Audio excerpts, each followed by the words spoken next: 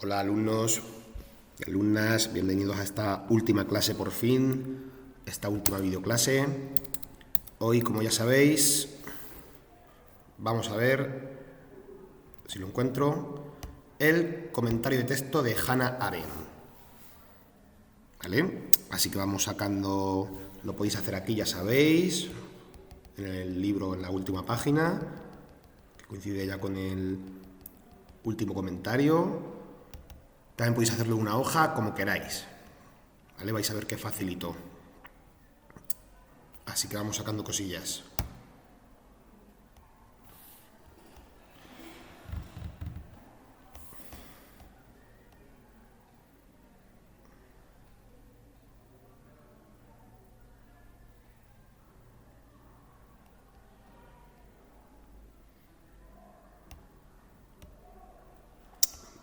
Vamos chicos, que hoy vamos a ir rápido, ¿vale?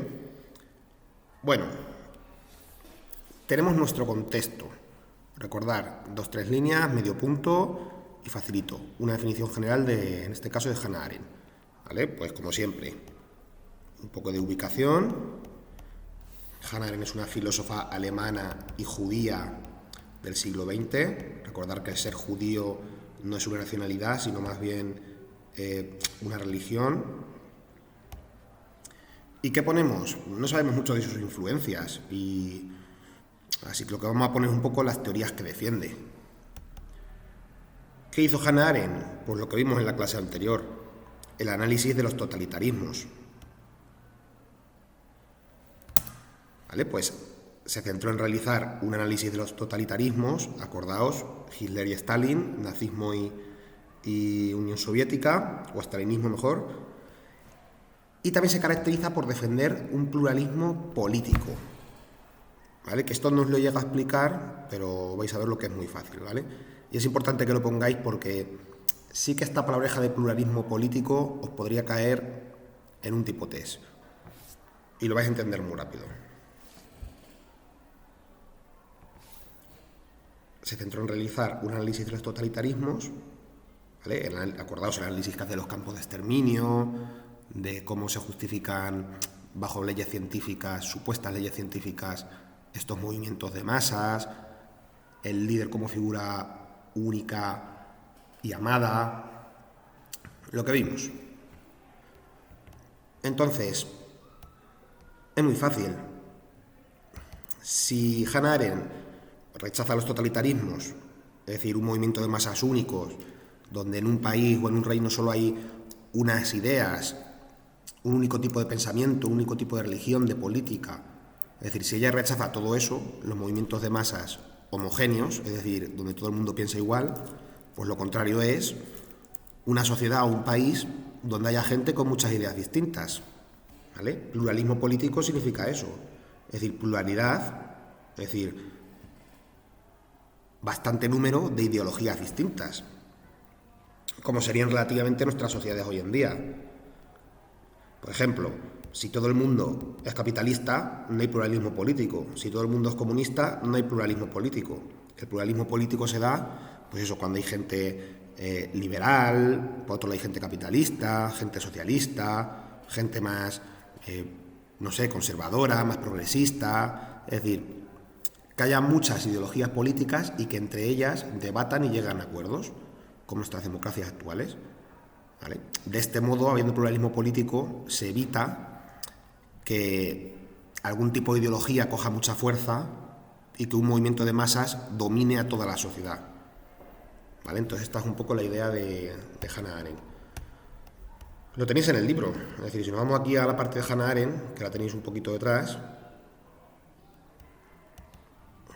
¿vale? Veis que la primera parte es el análisis del totalitarismo, que ya hemos hecho, ¿vale? El terror, la banalidad del mal. Y la segunda parte es el pluralismo político. ¿Vale? Entonces nada, simplemente pues rodear esta palabra o marcarla, que se os quede grabada. Recordar que lo contrario a un movimiento de masas, lo contrario a una sociedad totalitaria, como podéis ver aquí, ¿vale? Esto es una sociedad totalitaria, un movimiento de masas donde todo el mundo piensa igual, acepta lo mismo, tiene las mismas creencias, como podéis ver en la foto, ¿no? Hay un líder querido, pues lo contrario sería pluralidad política. ¿vale? Pluralismo político. Es exactamente lo contrario. Entonces, bueno, con eso vais que chutáis, ¿vale? Eso es un poco lo que tenéis que saber. Venga, seguimos con el comentario de texto. La primera idea os la voy a tener que explicar, ¿vale? Este texto de que va a ir de los campos de exterminio, de lo que estuvimos hablando, ¿vale? Concretamente de los campos de exterminio nazi. Pero ya sabéis que se puede aplicar a los gulags soviéticos, que son campos de exterminio pues, que había en la Rusia de aquel entonces, ¿vale? Entonces, bueno, pues de lo que se va a hablar un poco en este texto es, más de que las condiciones en las que la gente vivía aquí, que ya sabéis que son infrahumanas, y que a esta gente, bueno, se les trataba como mano de obra, como esclavos sin derechos, y luego se les mataba cuando ya no hacía más falta, pues más que de eso, que tenéis que tenerlo en cuenta, se habla de cómo era la mente de las personas que tenían que vivir aquí. Es decir, cómo psicológicamente se veían afectadas y sometidas por esto, ¿vale? Y también, no solo de las personas que estaban aquí prisioneras en los campos de exterminio, sino también de la gente que vigilaba estos campos de exterminio, que son las famosas SS, ¿vale? Me parece que era...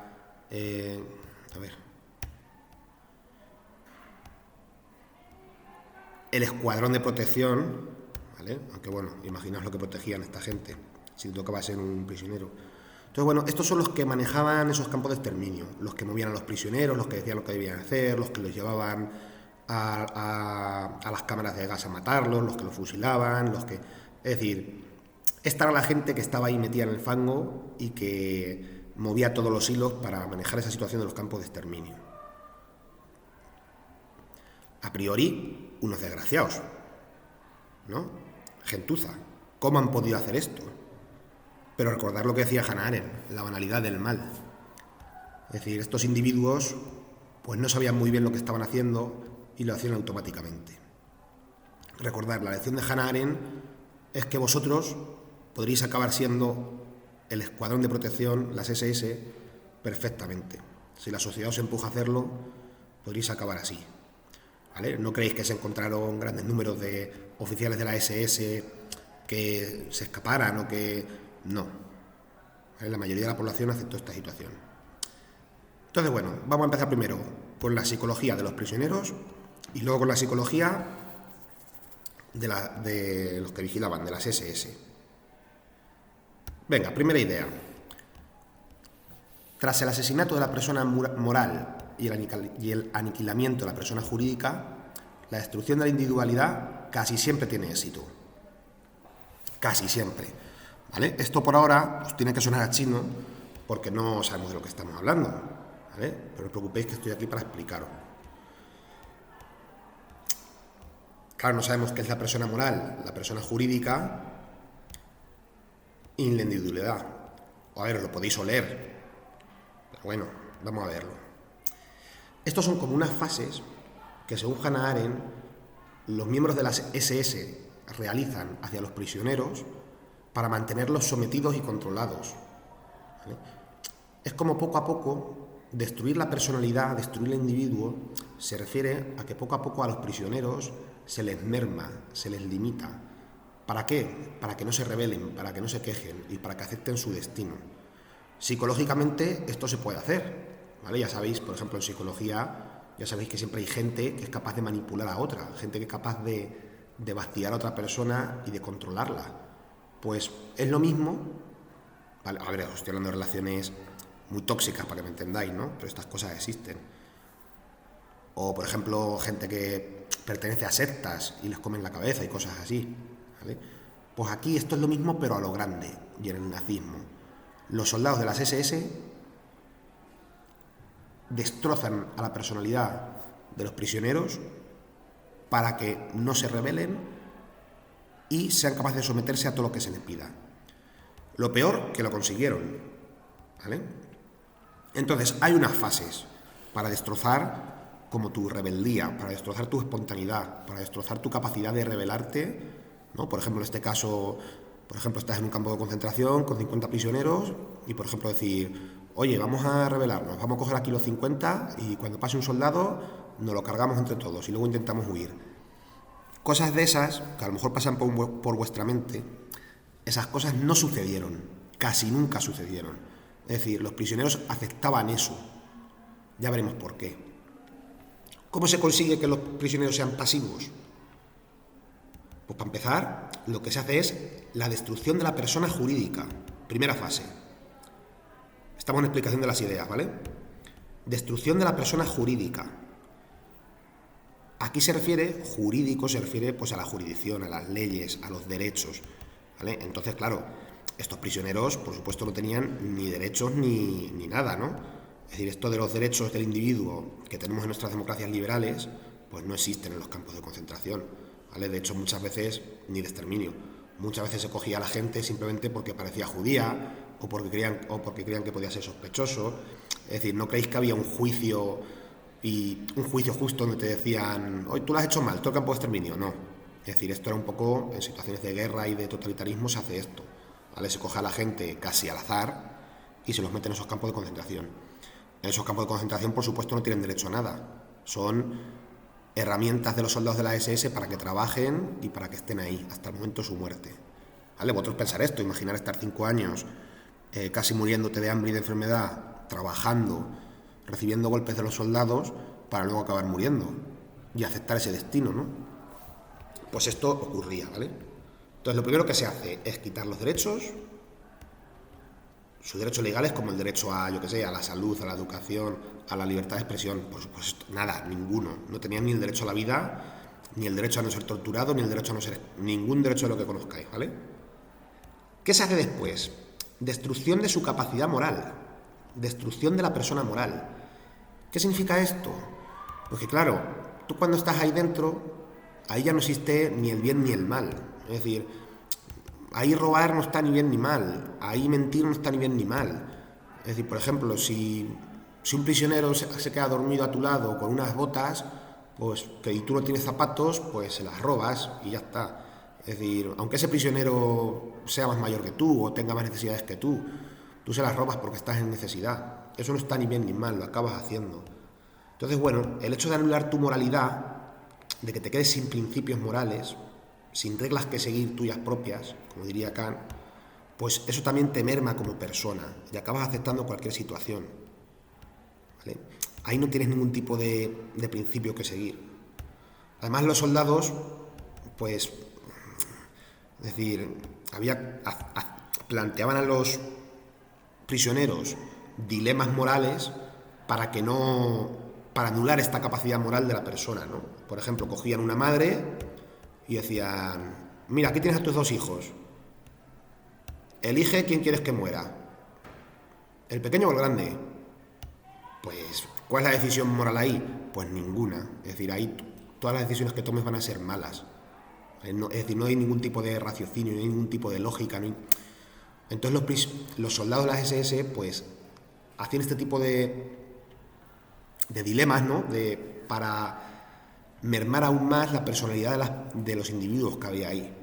Es decir, para quitarles más aún su capacidad crítica, su capacidad de lucha, su capacidad de rebeldía, ¿vale? Porque todo esto te destroza como persona y acabas viviendo como una especie de sinsentido, que era precisamente los campos de exterminio, ¿no? Entonces, bueno, conseguido esto, ya la última fase es la destrucción del individuo. ¿Qué significa esto? La destrucción total de su personalidad y de su espontaneidad. Es decir, han conseguido que las miles de personas que estén ahí en los campos de concentración, que nunca se rebelen, que nunca salgan corriendo, que nunca cojan a un soldado de las SS y le roben el rifle y haga algo, ¿no? O que estas personas caminen hacia su muerte, ¿no? Cuando, por ejemplo, dicen, a ver, estos 20, venid aquí que vamos a subir al patíbulo y os vamos a matar. O estos 20, venid, que os toca la cámara de gas, es decir, vais a morir. Pues esos 20 cogían, iban y punto. ¿Vale? Esto es un poco lo que dice Hannah Arendt, que la personalidad del individuo, su capacidad de reacción queda mermado. Se vuelven como meras máquinas los individuos, ¿no? ¿Qué sería la idea? Pues estas fases, ¿no? Tras el asesinato de la persona jurídica y la persona moral, ¿vale? Luego ponerlo en ese orden si queréis. la destrucción de la individualidad se completa casi siempre. ¿Vale? Es decir, la capacidad de rebelión y de reaccionar de los prisioneros se anula. Casi siempre. Es decir, siempre quedarán una minoría de personas que, a pesar de todo, sean capaces de luchar, de resistir y de reaccionar frente a los soldados, ¿no? Pero van a ser un grupo muy reducido de personas, ¿vale?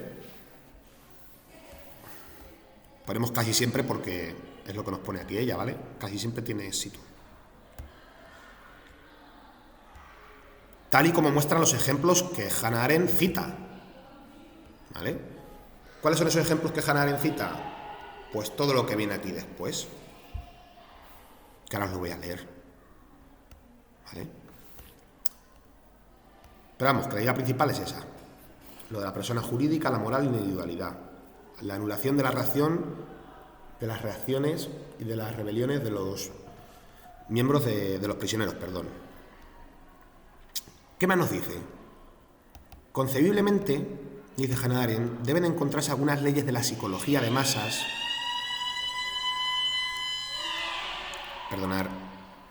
deben encontrarse algunas leyes de la psicología de masas para explicar por qué millones de seres humanos se permitieron a sí mismos marchar sin resistencia hacia las cámaras de gas. ¿Vale? Lo que hemos estado hablando. ¿Cómo es posible que los prisioneros no se rebelaran, aceptaran su destino, sin hacer caso a su instinto de supervivencia ni siquiera, ¿no? Dice Hannah Arendt, deben encontrarse algunas leyes en la psicología de masas. ¿Qué es la psicología? Es decir, que me expliquen esto los psicólogos, y concretamente los psicólogos de masas. Vamos a la explicación de las ideas. ¿Qué es la psicología de masas? Pues la psicología, sabéis que es el estudio de la mente, y la psicología de masas se refiere a las masas sociales. En esta época, años 30-40, empezó a fundarse la psicología, y también esta rama. La psicología de masas pues estudia cómo el individuo se comporta en una masa social. Por ejemplo, en una manifestación, ¿vale? Donde hay una masa social. O, por ejemplo, en un estadio de fútbol, ¿vale? Donde hay 60.000 personas ahí metidas. O, por ejemplo, sin ir más lejos, en el Congreso de los Diputados, donde hay 350 políticos ahí metidos, ¿no? ¿Qué han demostrado los estudios de la psicología de masas? Pues demuestran que cuando tú, querido alumno, cuando tú estás metido en una masa, tu psicología, tu mente, y tu comportamiento se vuelve más primitivo e irracional. Al no estar solo, pues tú te fundes con la masa y no tienes la sensación de responsabilidad ni culpabilidad. Tú vas a hacer lo que haga la masa. Por ejemplo, estás en un partido de fútbol y aparece Gerard Piqué, ¿vale? Pues ahí tú, como miembro de la masa, pues te vas a poner a insultarlo, a gritarle, a tal. Un comportamiento primitivo y irracional que si tú vas solo por la calle y te aparece Gerard Piqué, no vas a hacer, ¿vale? En una manifestación, pues igual, a lo mejor te pones ahí a gritar, a liarla, a romper algo. Tú eso solo no lo haces. ¿Por qué? Porque te fundes con la masa. O, por ejemplo, en un Congreso de los Diputados, pues ahí se pueden ver comportamientos primitivos. Gente dando golpes en las mesas, gente aplaudiendo, gente abucheando, ¿vale? Son cosas que en un diálogo normal no ocurren, ¿vale? Vosotros mismos podéis ver cómo cuando estéis en un grupo de amigos con bastante gente os podéis volver más tontos o más estúpidos y podéis cometer más locuras que si estáis con 2 o 3 personas, ¿vale? Entonces, esto está demostrado por la psicología de masas. Entonces, lo podéis meter en el comentario de texto. Podéis poner Hannah Arendt hace referencia a la psicología de masas. ¿Cómo esta demuestra que nos volvemos más primitivos? ¿Vale? Primitivo significa comportamientos más simples y antiguos, ¿no? E irracionales, es decir, que no pensamos mucho, que actuamos simplemente por instinto. Entonces, bueno, pues las personas que están en el campo de exterminio, los prisioneros, se comportan así, más irracionalmente, más primitivamente, es decir, se vuelven totalmente sumisos en este caso, ¿no? No es que se vuelvan más brutos, sino más sumisos. Nos fundimos en la masa y nos volvemos sumisos. Esto es como el típico meme, ¿no? De la oveja negra. Hannah Arendt dice un poco que seas la oveja negra, que no te fundas con el rebaño, que no pienses igual que todos, ¿no? en el caso de que tú veas que tu sociedad se vuelve una masa social con un pensamiento único. ¿Qué más ejemplos nos da? Por ejemplo, es significativo que los condenados individualmente a la muerte rara vez intentaran llevarse consigo a algunos de sus ejecutores. ¿Qué significa esto? Pues que te van a matar, te dicen, venga, que te van a fusilar o te llevamos a la cámara de gas. Pues ya que te van a matar, pues tú podrías decir, así, pues me cojo un palo o un cuchillo o algo y se lo clavo en el cuello a un soldado. Ya que muero, pues por lo menos que muera uno de estos desgraciados. Hannah Arendt dice que esto rara vez pasaba, muy poquitas veces. Es decir, la gente aceptaba su muerte y punto. Apenas hubo rebeliones graves. ¿Vale? Es decir, que no hubo así conspiraciones de los prisioneros para escaparse o para cargarse un par de soldados ni nada de eso, ¿no? Se registraron muy pocas matanzas espontáneas de hombres de las SS. Es decir, que no hubo apenas rebeliones, que no hubo apenas reacción, no hubo contestación, no hubo respuesta de los prisioneros hacia los soldados. Eso es lo que nos está diciendo Hannah Arendt. Y esto se debe por la destrucción de la personalidad jurídica, de la persona moral y del individuo. Se les anula su comportamiento. ¿Por qué? Porque destruir la individualidad es destruir la espontaneidad. ¿Qué significa esto? Pues lo que estamos diciendo. Cuando se destruye al individuo, a la individualidad, la espontaneidad, ¿vale?, tu capacidad de reacción o la libertad mueren. De este modo, las personas en el campo de concentración reaccionan automáticamente, sin rebelarse, tal y como las SS tenían previsto. ¿Vale? Pues igual que alguien que tiene 1000 gallinas y sabe cómo y las mueve a su antojo, pues los soldados de las SS igual, con los prisioneros de los campos de exterminio. Como veis, un poco la misma idea, es muy parecida, ¿vale? Las personas en el campo de concentración reaccionan automáticamente, sin rebelarse, tal y como las SS programan. Vale, voy a seguir, chicos, Si no habéis terminado de copiarlo, yo lo subo esto en el Classroom y lo hacéis, ¿vale? Se ha destruido la espontaneidad del prisionero. El poder del hombre para comenzar algo nuevo a partir de sus propios recursos. Es decir, tomar decisiones y crear proyectos, ¿no? Esto el prisionero no puede hacerlo. Solo quedan entonces fantasmales marionetas de rostros humanos. Es decir, que tú ves a los prisioneros que son marionetas de los soldados de las SS, con rostros humanos. Es decir, ves que tienen forma humana, cara humana, bueno, desconfigurada, ¿no?, un poco por su situación. Son fantasmales marionetas, ¿no?, que se mueven al compás de lo que dicen los soldados de la SS. Todas se comportan como el perro de los experimentos de Pavlov,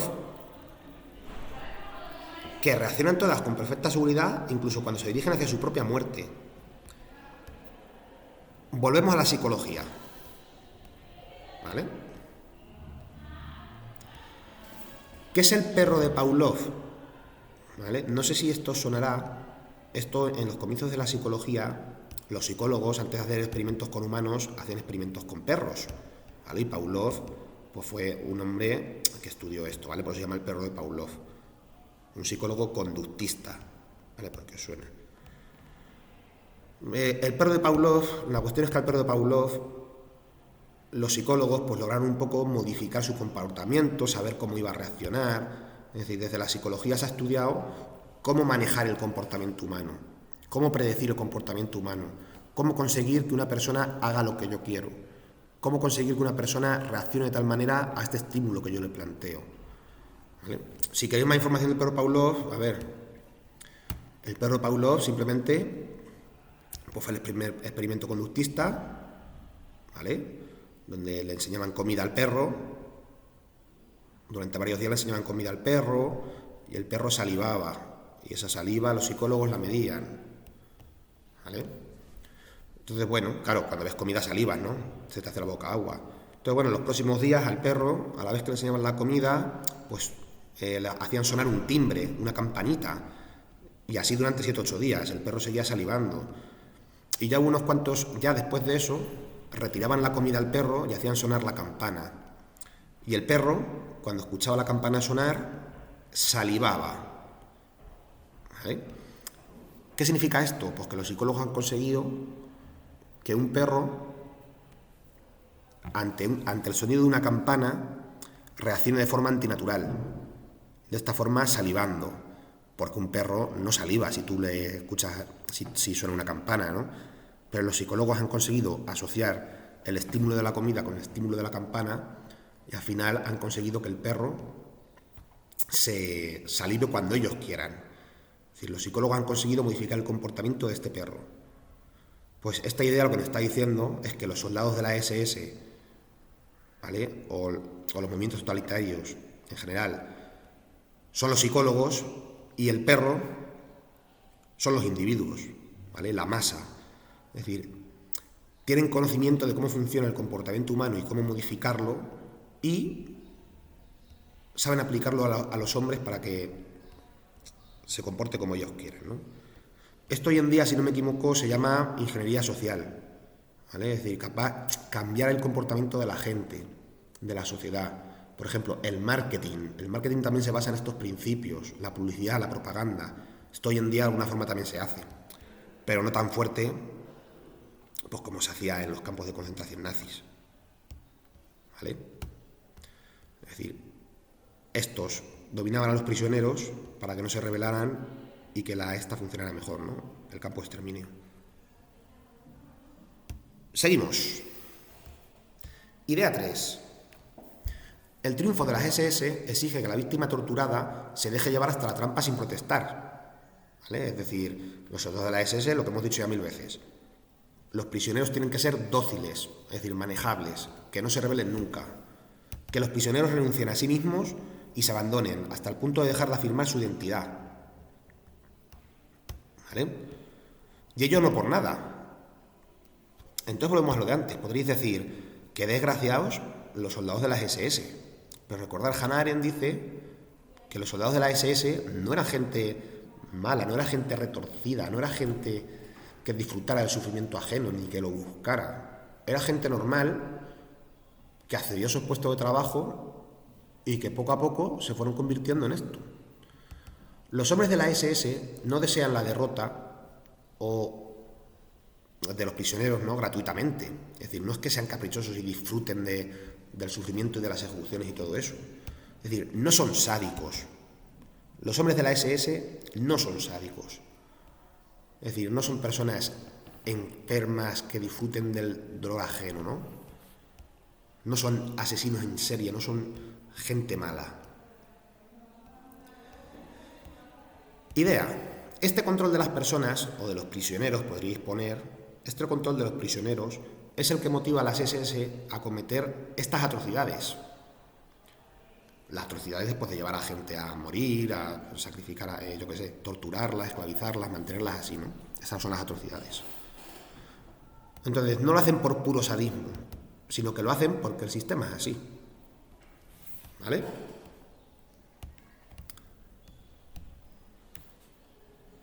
De hecho, hay casos de campos de concentración donde no había oficiales de la SS y entonces llamaron a gente del pueblo de al lado en Alemania, fueron ahí a manejar el campo de exterminio y al final esta propia gente, que eran ciudadanos normales, se acabaron volviendo peor y más atroces que los propios soldados de la SS, ¿no? Cometían más torturas, más violaciones de los derechos humanos, más muertes, más ejecuciones, simplemente porque se ven insertados en esa máquina. Los seres humanos somos así. No somos tan capaces de rebelarnos ante las injusticias. No somos tan capaces de tener una identidad propia y luchar por lo que nos parece bien. Si el resto de la sociedad vemos que actúan de una forma, lo más posible es que nosotros acabemos repitiendo la conducta de los que nos rodean. Entonces la enseñanza es esa, de Hannah Arendt, lo repito. La enseñanza es que hay que tener cuidado con los totalitarismos, porque nos creemos que eso son cosas del pasado o son cosas de los alemanes que se les fue la cabeza en un momento determinado, pero lo que nos está diciendo Hannah Arendt es que cualquiera de nosotros, incluido yo e incluido tú, podría ser perfectamente un soldado torturador o alguien que ejecuta personas. Y no creéis que tendréis remordimientos, lo veréis como algo normal, como hizo toda esta gente, ¿no? Recordar, ¿cómo se llamaba esto? Según Hannah Arendt, la banalidad del mal. ¿Vale? Estos actos atroces no están ejecutados con alevosía. El individuo se ve inmerso en una máquina que no puede combatir, ¿vale? Un movimiento totalitario. Arendt avisa que el partido nazi e incluso los oficiales no son radicalmente malas personas. De hecho, en un juicio que Hannah Arendt fue contra los nazis, los juicios de Nuremberg, Hannah Arendt defendió, siendo ya judía, defendió a un nazi que había firmado, pues yo que sé, 800 condenas a muerte. ¿Vale? Él dijo pues, que este hombre, Reichmann, que no era una persona mala, que él estaba ahí en su oficina firmando y que él no se daba mucha cuenta de lo que pasaba. Él era como un trabajador que simplemente cumplía su trabajo con eficiencia. Y realmente el Reichmann pues podía ser una persona como cualquiera, ¿no? Pero al final acaba firmando condenas a muerte. Claro, todo el resto, él está metido en una maquinaria de la que no puede salir y que tampoco se cuestiona la propia máquina, ¿no?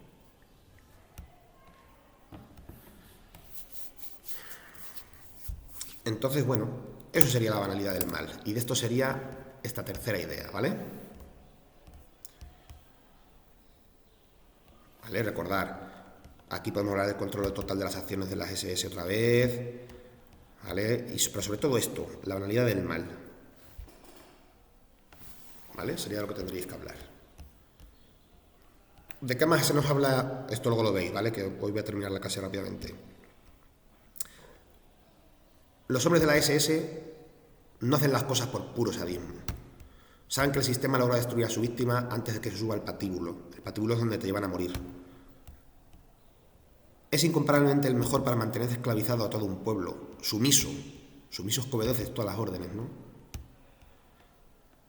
Nada hay más terrible que estas procesiones de seres humanos caminando como muñecos hacia su muerte. El hombre que ve esto se dice a sí mismo: cuán grande es el poder que debe ocultarse en las manos de sus amos, para que estos se hayan sometido de esta manera, y se aparta lleno de amargura pero derrotado. Claro, cuando tú eres un prisionero, que estás ahí y ves un poco todo el percal, pues dices, madre mía, de esta no me escapo, esto es lo que hay y contra esto no se puede luchar, ¿no? Entonces, bueno, ya hemos visto que en el movimiento de masas, en los totalitarismos, el terror es la mejor herramienta para dominar al ser humano. Es decir, es más posible que te convenza yo con argumentos y con datos científicos y todo eso, yo no te voy a convencer usando la lógica. Lo más fácil para convencerte de algo es el terror. Ya sabéis, la violencia. En este caso, el terror de la tortura, de la muerte y todo eso. Así es como se convence a los prisioneros para que se dejen llevar, sigan trabajando en las obras que les mandan, ¿no? Y se dejen morir. Entonces nada, después de este alegre comentario de texto, os dejo, chicos, que paséis buen día. Ahí os quedáis con vuestro trauma de los totalitarismos. Adiós.